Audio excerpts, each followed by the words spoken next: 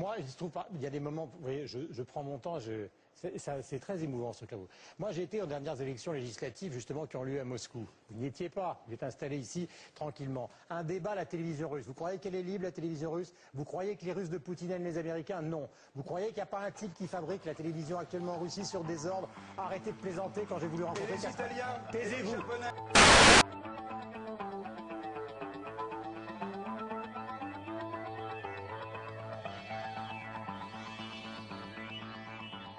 Salut à toutes et à tous et bienvenue pour ce numéro d'avril des informations dont on parle peu. Au sommaire ce mois-ci, nous allons parler beaucoup d'international, nous allons parler de la France et nous allons parler d'écologie. Donc attachez vos ceintures et en avant. Le premier sujet sera le rapport des ennemis d'Internet. C'est un rapport 2012 qui vient de Reporters sans frontières. Et dans ces ennemis d'Internet, alors pas de surprise au niveau des pays ennemis de l'Internet, on trouve toujours les mêmes, Arabie Saoudite, Bahreïn, Bélarus, etc., etc., la Chine. Mais la petite surprise, c'est que dans les pays sous surveillance, on retrouve qui? On retrouve la France. La France au milieu de la Corée, au milieu de la Corée du Sud, au milieu de l'Égypte, au milieu de l'Inde, au milieu du Kazakhstan. La France est un pays sous surveillance. La petite surprise, c'est de ne pas retrouver les USA dans cette liste en fait. Parce qu'aujourd'hui, la censure, on la voit partout au niveau de Google ou au niveau de YouTube où les comptes sont fermés par milliers. Je comprends pas pourquoi il n'y a pas les États-Unis d'Amérique dans cette liste. Autre information, mais toujours dans le même secteur de la surveillance, c'est la CIA qui veut équiper les télévisions de caméras de façon à pouvoir nous espionner. Alors, ça c'est incroyable. C'est le directeur de la CIA qui précise, je cite, que cela transformera la surveillance. Donc là on a carrément dépassé le livre de George Orwell 1984 avec le télécran. Toujours dans les informations internationales, je voulais absolument revenir sur le témoignage de James Stewart. Alors James Stewart, c'est un Américain de 65 ans qui vit en Californie, qui est retraité et qui distribue du lait cru. Et cet homme s'est fait arrêter en mars 2012. Il s'est fait arrêter pour avoir justement distribué son lait cru. Oui, vous avez bien entendu, pour avoir distribué du lait cru. Parce que forcément, ça n'arrange pas les multinationales de lait qui, eux, font du lait pasteurisé. Donc on l'a accusé, on l'a interrogé, on l'a accusé d'être un souverainiste. Il a été emprisonné pendant une semaine. Il a été torturé, physiquement et moralement. Alors physiquement, en le laissant dans une cellule froide, sans habit, croupir dans sa crotte. Donc il explique dans son témoignage qu'il y avait des excréments partout, etc. Que ça a duré plusieurs jours comme ça. Donc il a subi des interrogatoires, comme je l'ai dit. Ils l'ont privé de manger. Enfin un truc de malade quoi. Enfin une semaine comme ça de torture pour cet homme pour avoir distribué du lait cru. Et ceci est loin d'être un cas particulier, parce qu'on dénombre maintenant un nombre de gens arrêtés de façon abusive pour des raisons complètement futiles. Je pense qu'il serait vraiment intéressant de regarder à la loupe toutes les lois liberticides qui ont été votées sous Barack Obama et de regarder les résultats de ces 5 dernières années. On reste aux États-Unis d'Amérique avec cette information qui est complètement passée inaperçue. C'est Amnesty International qui exhorte Hillary Clinton de révéler la destination finale d'une cargaison militaire. En fait, le 15 mars, il y a un bateau qui est parti des États-Unis d'Amérique avec une cargaison d'armes et d'explosifs et qui est parti pour une destination inconnue. Apparemment, ce n'est pas la première fois, puisqu'on apprend dans ce rapport qu'entre le 11 décembre 2011 et le 5 février 2012, le bureau des acquisitions de l'agence de l'armement du ministère égyptien de la Défense s'est fait livrer un total de 349 tonnes d'équipements militaires. Le tout pour une valeur de 35 millions de dollars, par 7 navires de marchandises sous pavillon américain. Alors ça me fait une bonne transition parce que maintenant on va parler d'armes justement. Alors le mois dernier je vous parlais d'une balle autoguidée par laser. Là on apprend que BAE Systems, toujours la même société, a testé une nouvelle arme, un nouveau prototype qui s'appelle l'électromagnétique railgun, qu'on pourrait dire par le canon électromagnétique. Il y a une vidéo, je vais vous mettre en lien. C'est extrêmement impressionnant, c'est génial. On va propulser des projectiles de 20 kg à environ 160 km, avec une vitesse de sortie de canon de 6100 km par heure. Encore une nouvelle arme aux États-Unis, avec un drone à propulsion nucléaire. La particularité de ce drone, c'est qu'il va être capable de voler entre 14 heures s'il est chargé et 42 heures. De quoi parcourir des milliers de kilomètres. Alors, une petite parenthèse à propos de ces drones, on a déjà vu plusieurs cas de drones qui se sont écrasés un peu partout, au Pakistan notamment. Alors j'aimerais savoir quelles seront les conséquences si un drone à propulsion nucléaire venait à s'écraser sur le sol. Voilà les armes pour le côté américain, maintenant passons au côté russe. Alors côté russe, on a inventé un nouveau lance-roquette, le lance-roquette Shmel M, qui équipe maintenant l'armée russe et qui est doté d'une charge thermobarique et qui est capable de frapper l'adversaire à 800 mètres de distance. Je vous laisse également le lien pour voir cette vidéo. Et enfin, pour terminer sur le volet des armes, parlons également des fusils d'assaut israéliens FAL qui sont retrouvés dans les mains des rebelles syriens. Alors ça, c'est un article très intéressant trouvé sur le site Géostratégie, je vous donne le lien. L'auteur se demande comment ça se fait que ces armes FAL qui sont difficiles d'accès et rares se soient retrouvées dans les mains de l'armée de Syrie libre, l'ASL. L'auteur donne trois hypothèses. La première hypothèse, c'est que les armes soient tombées aux mains des troupes syriennes en ayant été prises dans un entrepôt quelque part. La deuxième, c'est que ces armes ont été fournies directement par Israël. Et la troisième, c'est que ce soit éventuellement une branche libanaise de l'Occident qui fournit ces armes. Parlons un petit peu de l'Afrique parce qu'il se passe un certain nombre de choses là-bas. Ça bouge un petit peu de partout, hein. Ça bouge toujours en Libye, toujours pas la démocratie comme on voulait l'installer. Ça bouge toujours en Égypte où la population se bat contre l'armée qui les opprime. Ça bouge maintenant en Guinée-Bissau, ça bouge au Mali où il y a eu un coup d'État, ça bouge au Nigeria, ça bouge toujours au Soudan où le pays a été coupé en deux. Et ce qui est extraordinaire, c'est de noter quand même que dans tous ces pays, il y a des richesses. Par exemple, au Mali, il y a de l'or, le Nigeria, il y a l'uranium. Alors je vous avais dit il n'y a pas très longtemps que l'uranium, nous on en avait un grand besoin, nous les pays occidentaux, et que par exemple aux États-Unis, où Obama a maintenant interdit l'exploitation de l'uranium, eh bien il faut bien aller chercher quelque part cet uranium. Donc le Nigeria est déstabilisé. Le Soudan qui est coupé en deux et on voudrait bien récupérer le pétrole qui est dans le Soudan du Sud. Enfin bref, il faut garder un œil sur tout ce qui se passe en Afrique aujourd'hui. Et certains n'hésitent pas à dire que les Occidentaux sont en train de colonialiser à nouveau ce continent.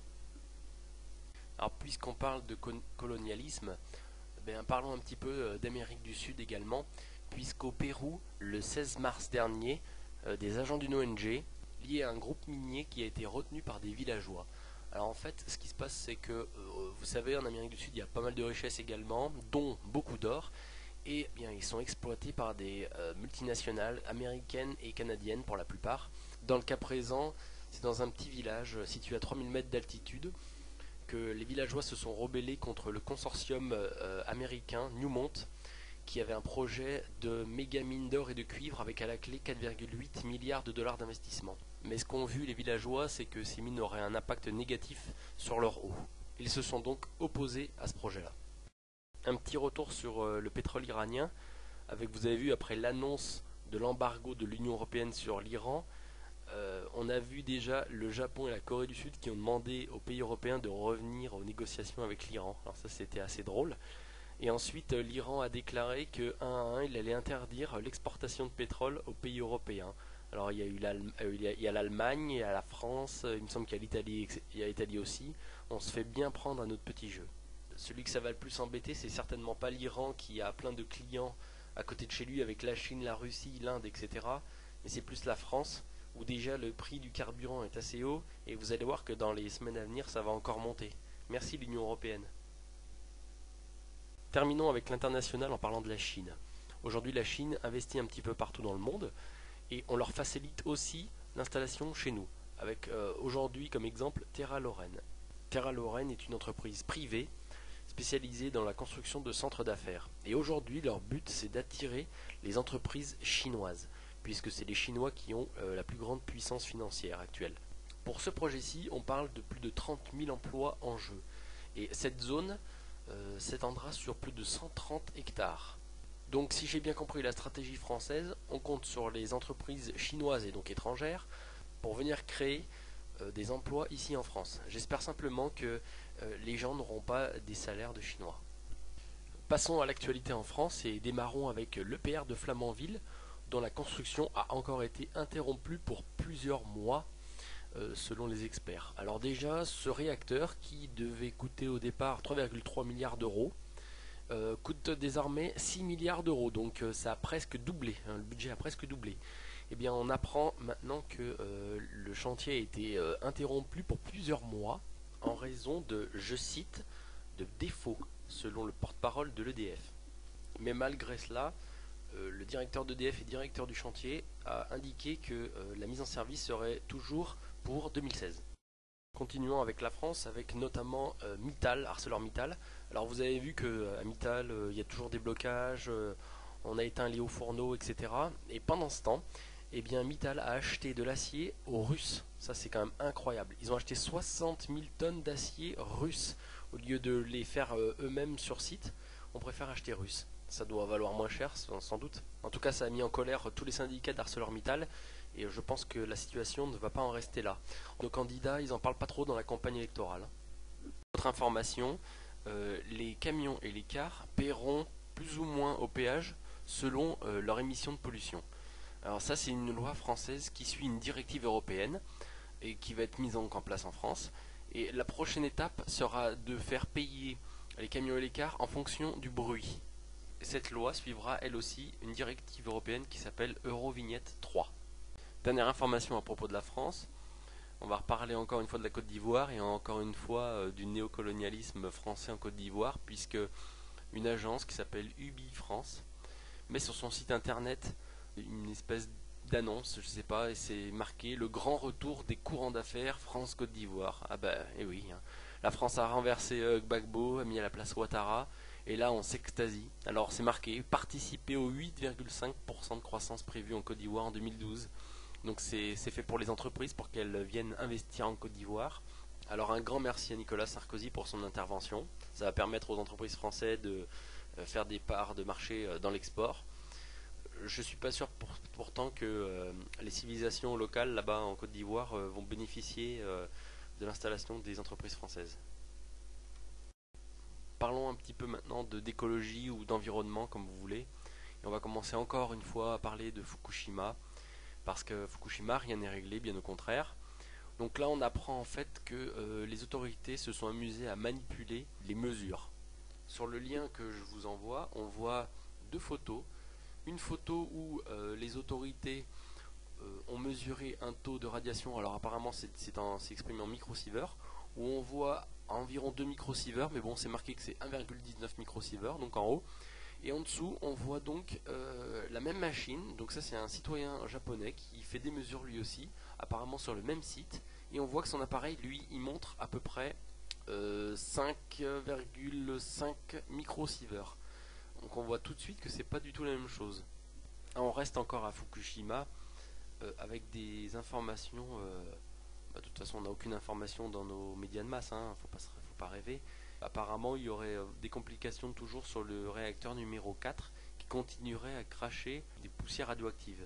Donc ça, c'est vraiment des informations à aller vérifier, mais c'est très difficile de s'en procurer.